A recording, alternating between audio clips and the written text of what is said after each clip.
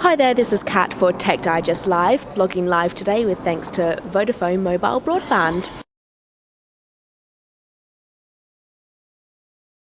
I'm here on a platform at King's Cross St Pancras International Station, and as you can see I've got 4 noise cancelling headphones in my hand and around my neck. Firstly, I've got the JVC HA-NC 250s, we've got the creative Aurvana X-Fi headphones, some Sennheiser PXC-350s, and last but not least we've got some Bose Quiet Comfort 3s.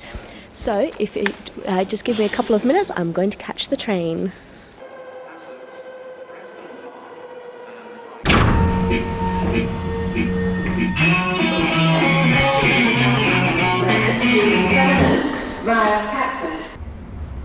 Oh.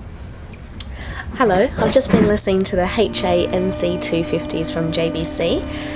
They're £70 and they're actually out now. Now, I've got to say, for a pair of headphones under £100, these noise cancelling cans are probably the best that you're going to find. Whilst the sound quality isn't the best when the noise cancelling function is off, I find it quite diluted and a bit flat and tinny. When you switch the noise cancelling feature on, like so, the sound is a lot more richer, and it's just it's quite full, but I think that it makes the volume sound, it basically turns the volume up when you switch the noise cancelling feature on.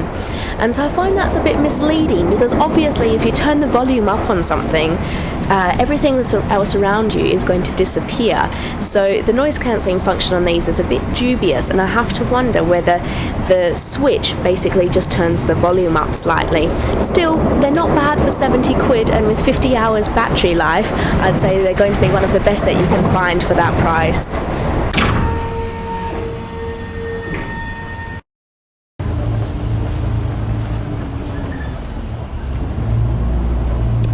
These are the Sennheiser PXC-350 noise cancelling headphones. Now, like the other pairs of headphones that I've featured in this video, I've been trying them with different genres of music and at various settings and locations, so it's not like I've just been listening to them for the last 10 seconds. Anyway, I'm really impressed with these. They retail for £230, and unlike a couple of the other pairs of headphones, when you switch the noise cancelling function on, they don't actually sort of lift or turn up the volume, just like the JVCs.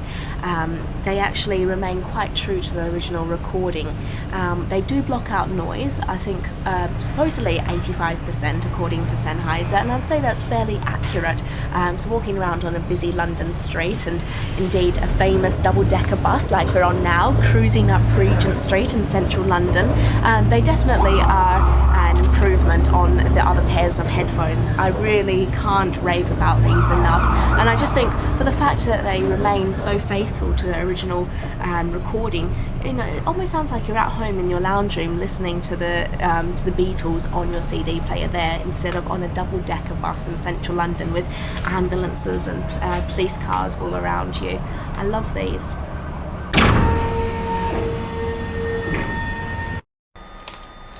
Right, I'm on the London Underground tube system, and I'm listening to the creative Aurvana X-Fi noise cancelling headphones. Now, they retail for £120, and they've got 2 AAA batteries, which will give you 10 hours of battery life.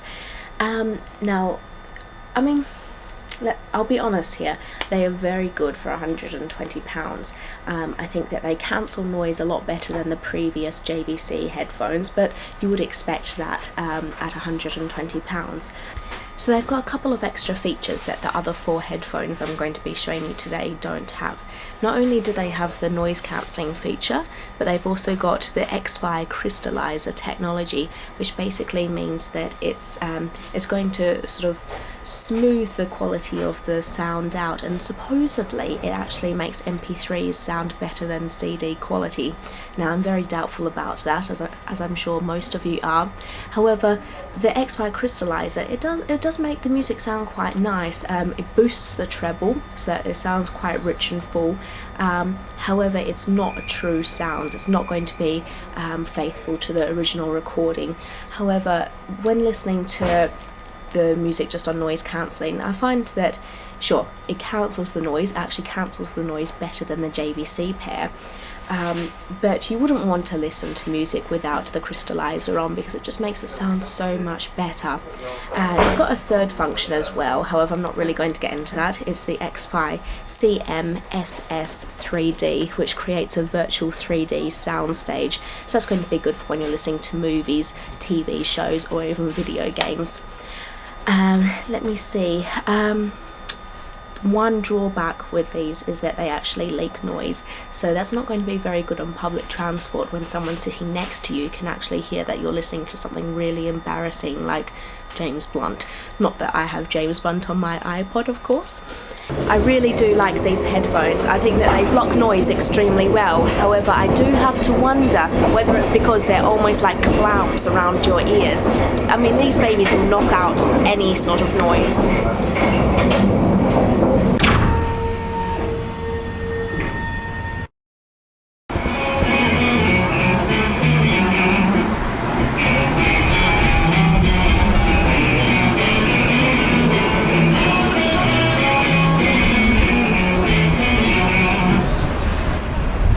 It's time for my final verdict on the Bose Quiet Comfort 3s, which are the fourth pair of headphones that I've reviewed today. These retail for £275, so they're definitely at the higher end of the scale. Now, they are quite good, I must admit, as you'd expect for that price. However, there are just too many negative features with these headphones that I just don't like. For instance, when they're on your head, they create quite a bit of pressure on your eardrums, which makes me feel a bit dizzy and sick. I don't think I could handle listening to these for longer than an hour or so. The battery life is only 20 hours with the noise cancelling feature. And once the batteries run out, which is just a little battery here that you can put into a Bose charger, so you can't even put in your AAAs or AA's in these. Anyway, once the battery runs out, that's it. Zip, nada. You can't actually listen to any music. So that is a huge negative in these. So the battery only lasts for 20 hours, which won't even get you on a flight to Australia.